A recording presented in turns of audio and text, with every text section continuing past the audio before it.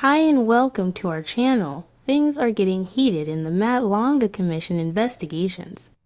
An upstanding policeman, a man no one has a bad thing to say about, and he has been targeted by the political killing star scheme that General Mkhwanazi is advocating for.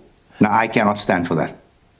Member of Parliament and President of National Colours, Congress Mr. Fadieladams has responded to General Mkhwanazi's claims of interference with work of the Political Killings Task Team in various interviews, revealing pretty explosive stuff every time. Let's watch some of the explosive stuff he said, and I'll be back with the rest of my commentary. And just give us a reaction with regards to that which the General has put out as an allegation of you having access to that information and handling it recklessly. Yes, certain documentation was slipped under my office door. I had to read it 3 times, maybe 4 times, because it was unbelievable. I decided that yes, there might be a case for criminality here, so I took it to the nearest police station. Now, if General Mkhwanazi feels that you have something like top secret crime in this country, then he must step forward and say so. I certainly do not buy into that narrative. This country is tired of crime. It doesn't matter who's committing it. I don't care if it's a police general. I don't care if it's the president himself. This is where Mkhwanazi and I differ profusely. So, yes, I was in possession of evidence, of information. I took it to the police station, and if this man feels that I should be arrested for it, then let him go and lay the charge. Because South Africans should no longer have to carry the burden, the taxpayers' burden, for other people's skelmigheid. That is what it is. So here I stand today, accused by a 4-star general, a whole police commissioner, of being a possible criminal, if I'm understanding him right, if I'm listening to him right. But Mkhwanazi must make us understand why he's so desperate to have an issue of almost R1 billion worth of fraud of corruption reduced to an HR issue. Is it because he is friends with one of the accused? So, Mr. Adams, I mean, you say this was slipped under your office door. Do you know who slipped it in? And also the General speaks of this information having been handed over to the Joint Standing Committee on Intelligence. Why did you opt to take it to the police and not to the committee? So when I received this information, I think I might have been an MP for 3 or 4 months. I haven't been in a workshop that says when you find information under your door that looks like it's criminal, this is the department you must take it to. You must also understand that this is South Africa, and in South Africa we have a culture of cover-up. Let me just refer you back to Pala Pala. How can this country not know where those millions of rands or $500,000 came from? How don't we have the right to know? Because a handful of lawmakers decided that possible corruption must be covered up. I will not be a part of a system like that. And if it costs me my parliamentary badge, then Ramaphosa must come and take it. So in hindsight, would you still have taken it to the police as opposed to the committee, knowing what you know now? I would 100% take it to the police. And furthermore, Mkhwanazi is on about me writing an email to the minister at 20 minutes past 8 in the morning. It might shock him. I start working at 6:30 at Parliament. He can come and check the cameras here. The other thing is that when my docket was allegedly collected here by the provincial office, he has an issue with that as well. Why does he not have an issue with me having laid a charge 1 year ago at the provincial, find an investigator? Is Mkhwanazi asking for this case to be covered up because a friend of his is implicated? Why is the general from KZN so concerned about fraud that happened in Pretoria? It's not even in his jurisdiction. So, I mean, Mr. Adams, the commissioner spoke about the possibility of whether or not yourself, together with the DA MP, would be called to the commission. Have you been requested to appear before the commission? I hope I'm called to appear before this commission. I really hope I am. Because today, a 4-star general was throwing out innuendos left, right, and center. If he's not brave enough to say what he feels or what he believes, let me assure you I am. There's 400 members of parliament up in here, right? 399 of them may be scared of Mkhwanazi. You tell him Fadieladams isn't. All right, Mr. Adams, I mean, certainly, I mean, if we go back to the issue of whether or not you would have still taken the information to the police as opposed to that, to the committee rather, I mean, given the sensitivity of that information, you still stand by the fact that this information would be taken to the police as opposed to the structures that would have needed to deal with the processes? My lady, let me ask again. Are we so comfortable with crime in this country that I would be asked to be part of a cover-up if my eyes saw it? I've got children dying on these Cape Flats because we don't have photocopiers. Tonight, 7 of our sons will die, but people are being allowed to steal hundreds of millions of rands, and I'm being asked to make sure that this remains top secret. I will not. I will not. I repeat to you, I will not. I will face whatever comes. I will not be a part of this. All right, that's Fadieladams speaking to us there on the back of the National Commissioner making those allegations about classified information that was in the hands of Mr. Adams, and Mr. Adams there having taken that information to the police as opposed to that JSC. Thank you so much. Now, Fadiel is one of the 2 members of parliament who have been accused by the KZN Police Commissioner, Lieutenant General Mkhwanazi, of politically interfering in the work of the KZN SAPS political killings task team. Is also the leader of the National Coloured Congress and joins us now via video link. Thank you so much for making time for us, Fadiel. Good evening. Very good evening to you and the listeners. Were you in possession of classified information? Because it seems like that is what General Mkhwanazi was more concerned about from his testimony today. You know, Mkhwanazi is a man, he's a walking contradiction. I was in possession of information that was slid under my office door or found its way into my office. The information appeared to be authentic, but I could not confirm this. The best people to confirm this would be the South African Police Services. I took the information to the nearest police station and I said to them, you might want to have a look at this, and I opened the case. That's the whole story. And what? It's a concern. Sorry. It's a concern. Look, the case is sub judice, so I can only say so much. But it's a real concern to me that a police general is more concerned about where the information comes from than the actual alleged crimes in that docket. Mm-hmm. That is a real concern to me. That the same general wants to minimize the effect of alleged fraud and corruption amounting to hundreds of millions of rands, possibly, and he wants to diminish this to an HR concern. This is not an HR concern. The question I have, and I think the general must answer this, is that this is not in his jurisdiction. These alleged crimes happened in Pretoria. He's the provincial commissioner for KZN. Why is he so invested in this? Because I don't hear the provincial commissioner for Gauteng saying a word. Mm-hmm. It really boggles the mind. So this information that came through these classified documents, you said they were slipped under your office. Are you saying that you're not able to tell us what that involved, the case that you had opened? I would like that to come out in court, but I can tell you that it's very concerning. I can tell you that the amounts involved are huge. And I can tell you that I do believe that this whole probably goes a whole lot deeper than what it appears. Did you know? What I can tell you. Yes, go ahead. You go first. No, you go first. Did you know at the time when you received that document that it was classified? There was a number of the pages that were marked top secret. It was there. But now you must understand, I've been a member of parliament for a whole 3 months. I'm finding my way around these buildings, finding out who's who, which commission deals with what, who do you go to report this, that, the other. Because I also didn't know who to trust. So I decided to take it to the authorities. Now, I can't understand why a general has a problem with me taking information to his own institution until I think about it. Because the general claims to have information that criminalizes a full minister and a full deputy national commissioner, but he didn't take it to the police station. He called a press conference. This is the same general that's demanding accountability and due process from me as an MP, mm-hmm. But as a general, what does he do with information? Yeah. He sensationalizes it. Well, to be fair, Fadiel, from what he told the commission is that he tried to speak to the National Police Commissioner, he tried to get the attention of the president, he tried to speak to the police minister, he went to the portfolio committee on police. All those attempts had failed, and he says that's why he ended up deciding to go and hold that press briefing. But I don't want us to focus much on that because he's answering questions on that. Just before you skip that point, yeah? He can speak to whoever he wants to. What does the Corruption Act say?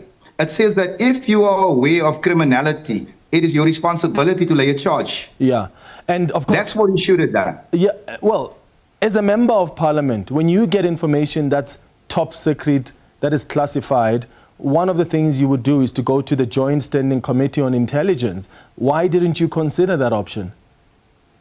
It didn't exist at the time, sir. That committee was only formulated a few weeks afterwards. Remember, committees were still being set up at the time. When exactly did this information get to you?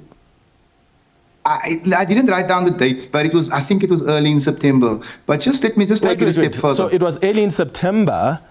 What year was it? What year was it? Last year. It was 2024. So in September last year, we didn't have committees in Parliament that had formed? No. There were committees formed, but we didn't know who was who in which particular zoo. But you just said that you didn't go to the Joint Standing Committee on Intelligence because the committees had not been formed. You are saying that this information got to you in September last year. Will you allow me to clarify? Yes, please. I was still finding my feet at that point. I'd just been called to the Committee for State Security. I've been brand new on the Committee for Police. I didn't even know what the JSCI was doing at the time. I took it to the police station, where I'm assuming the information in here will be treated as top secret. I did not take it to the police. I did not post it on Facebook. Yeah. I think I did the responsible thing. But let me tell you this, sir. In a country where crime and corruption is rampant, and this criminality is being kept as top secret, left, right, and center, think pala. How much more of an appetite for this do South Africans have? Do we not have the right to have these things investigated? Do we not have the right to have the corruption aired, the thieves locked up? Is that not what we're about? Or am I being asked to play a part of a system that almost endorses criminality and corruption because I won't? I refuse to. Here's the challenge. Here's the challenge that the KZN Police Commissioner mentioned earlier today. He says, after you laid these criminal cases, there are investigators that try to get a hold of you to try and get more information, and you didn't respond to their requests. Did you really get the investigators contact you and you ignored them? So I'd been contacted by the IDAC. I'd given the file to the IDAC. I was then contacted by the Inspector General for Intelligence. I gave him what I had left. And now I'm getting calls from people claiming to be policemen, wanting to meet wherever. And I said, you know what, where are you from, Johannesburg? I'll come to Johannesburg. I'm more than happy to meet you at your office. I never got a return call. Mkhwanazi must not be selective in how he presents information, sir. Here's my thing. I've already given my disclosure to the IDAC. Do I need a parallel investigation? I think not. I don't know who to trust right here. This is the sad part. Mm-hmm. So you do confirm, though, that investigators did call you to try and get more information. You just didn't trust them because you were not sure if they were legitimate. I'd already handed over my file to the IDAC. I didn't want to meet another investigator because I didn't know who was covering for what. I didn't know who was trying to have a look at the information before the time. Please understand, this is very sensitive. And I was satisfied that I had already spoken to investigators. Why do I need to speak to another lot of investigators? Let me take it a step further for you. When I laid the charge at Grand Central Police Station, the docket was collected by the Office of the Provincial Commissioner a year ago. I've not been contacted by that office yet. Do you understand why the alarm bells were going off left, right, and center? So the charges that you have laid, are they more to do with the vetting processes, or are there issues around the abuse? Because General Mkhwanazi doesn't seem to have an issue with mentioning what you went to the police station for. So which is why I'm constantly asking, why are you uncomfortable to mention that when it's already in the public domain? Was the issue here the vetting processes, or was it an issue of the secret fund in the SAPS being abused? One of the issues was the vetting processes and the appointment of that young brigadier from BMW. We were told in the portfolio committee by senior policemen was above board, which I didn't believe. Secondly, it was the abuse of the COVID police fund. Okay, so the issue... Okay, got you. The issue of vetting, which is one of them, did you raise that with the State Security Agency? I raised it in the police portfolio. I also questioned the vetting of the very same policemen that are now on trial, that whether or not they had security clearances. I was told it was all above board. Apparently, that was a lie as well. I also questioned the security clearance of many of our provincial commissioners. These are all the things that must come out.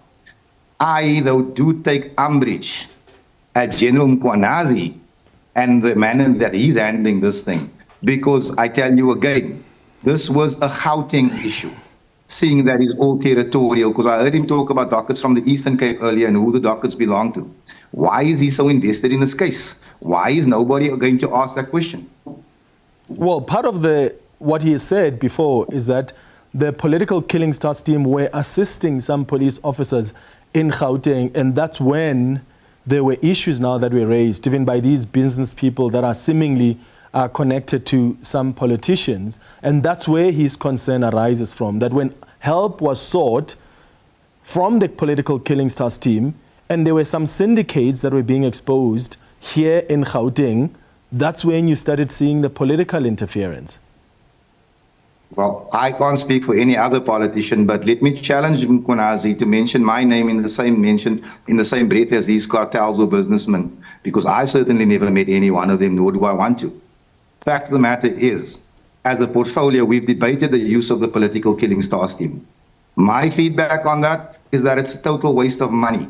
On the Cape Flats, we're losing 10 boys a day, 3,000 a year. I feel that money can be directed here. The political killing task team is costing us untold millions. These people are living it up 4 and 5 star. They don't talk about that. They don't talk about the costs for these 132 dockets. I say it slowly, 132 dockets. Do you understand that we'll probably lose almost 100 kids over the weekend here in Cape Town? Yeah, we are saying spend the money better. SAPS is under financial strain. Why is Mkhwanazi fighting that? Well, and then also, here's an opportunity for you as well, Mr. Fadiel, to somehow advocate for a commission of inquiry or even for a task team of sorts that can look into those crimes that you're speaking about. Remember, it wasn't, to be fair on Mkhwanazi, it wasn't him who decided that there must be a political killings task team. It was a whole process. There was a big concern around how many politicians were dying, and even some municipal managers in KwaZulu-Natal. It was the president who said, let there be a commission of inquiry, after which there was a recommendation for there to be a political killings task team. And General Mkhwanazi and even Fani Masamula, the National Police Commissioner, seemed to be happy with the successes of the political killings task team. So we should ask ourselves, how many years ago was that? And are the killings still happening at the same rate? And I certainly don't believe that they are. But here's what I want to tell you. A young man, I can't understand why I can't remember his name right now, an ANC councillor in KZN who could not be corrupted. He was killed. He was killed with an AK-47, bought with the same money that is found in the COVID slush fund. Why is that not being discussed here? Why is Mkhwanazi not talking about that? He was a fine young man. He could not be corrupted and he was killed. Now his killer sits in Westville prison. He's spoken to me. He mentions the municipal manager from a certain municipality. He mentions a certain mayor. He was used at the police, KZN police drove him from the murder scene. He's willing to come and testify before this commission. Have you shared this information with the police? Yes, I've shared it in portfolio. Now hear this. With the police? Have you in Westville prison tonight. Have you shared it with the police? We are working on getting that thing out. Now, I want you to hear this because I'm telling this to the nation. Hold on, but I think that's very important as well. I'll give you the opportunity now. You had information. One second, I'll give you a chance. You had information, you say, slipped under your door. You decided to go and approach the police station to open charges. Now, here is information where there is some level of criminality, and you choose this one doesn't deserve to be taken to the police station, but deserves to be dealt with in Parliament. Where's the consistency there? Do you not feel that we should vet this information, that we should interview this man, that we should get a written statement, that we should get a commissioner of oaths out there? Do you understand that all of this takes time? I understand, but It does also not happen overnight. I would argue that even with the information you received, which was top secret, that you could have gotten advice from even anybody in Parliament to ask, how do I deal with sensitive information like this? But you felt strongly that this is information that needs to be taken immediately to the police. And yet with this case, you thought Parliament is the first option.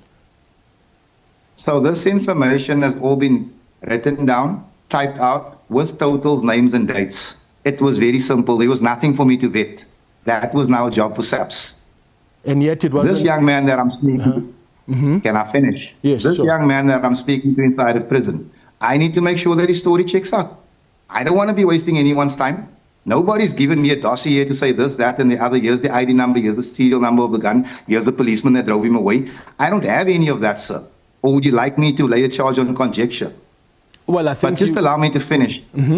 Yeah, Allow me to finish. Go ahead. So in prison tonight sits Sergeant Bongi Nkosi Dlamini, arrested by the political killing task team, charged by that same task team, found guilty by a magistrate interestingly called Khumalo.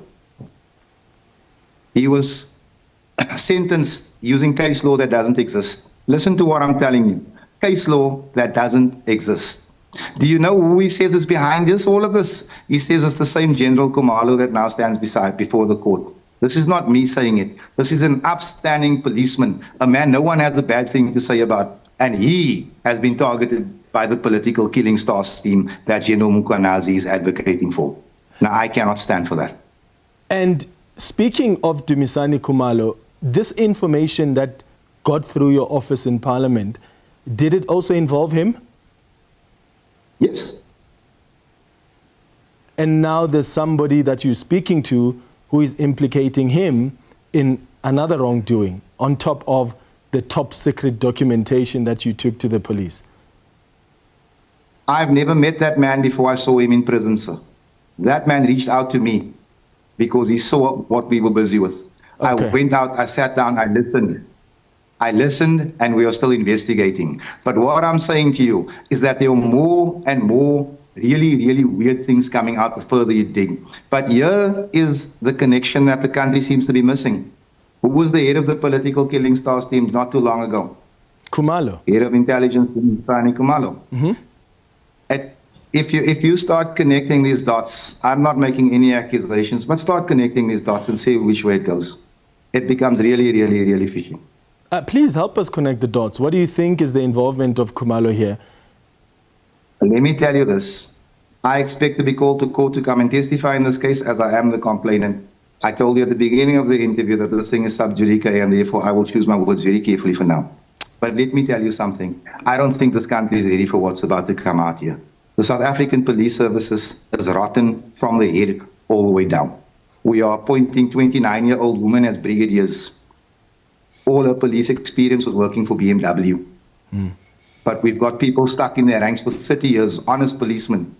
We are buying cars, we are buying hotels, things we shouldn't be buying with taxpayers' money.